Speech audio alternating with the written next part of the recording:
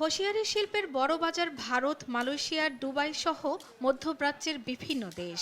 প্রতি বছর এসব কারখানা থেকে আয় হতো প্রায় ১,৫০০ কোটি টাকা। ভারতের ট্রানজিট সুবিধা বন্ধ হওয়ায় দুর্ভোগে পড়েছেন এ খাতের উদ্যোক্তারা।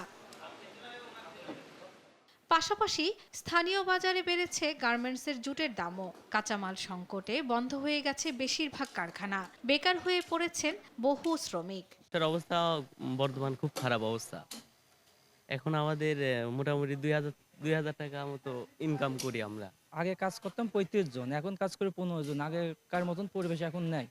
এখন ব্যবসার অবস্থা খুব খারাপ। কোনো দেশ যদি আগের মতো আমাদের এই ব্যবসা মাল মাল নিত, তাহলে আমাদের এই ব্যবসাটা আরো উন্নতি হইতো।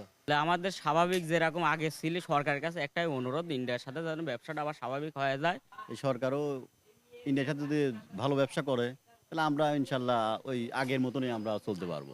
এ অবস্থায় শিল্প উদ্যোক্তাদের ঋণ সহায়তার পাশাপাশি সহযোগিতার আশ্বাস দিয়েছে স্থানীয় বিসিক কর্তৃপক্ষ। সাম্প্রতিক সময়ে তাদের এই হুমকির সম্মুখীন করায় তাদের এই শিল্পকে আমরা সহযোগিতা করার জন্য আমাদের যে প্রশিক্ষণ কার্যক্রম এটা চলমান আছে। এছাড়াও তাদের পণ্য বিপণনের জন্য আমরা মেলার আয়োজন করে থাকি। হোশিয়ারি পণ্য ভারতে রফতানি করতে একদিন সময় লাগলেও স্থলবন্দরে রফতানি নিষেধাজ্ঞার পর সময় লাগছে ৫ থেকে ৬ দিন। শর্মিলা কেয়া, নিউজ ডেস্ক, দেশ টিভি।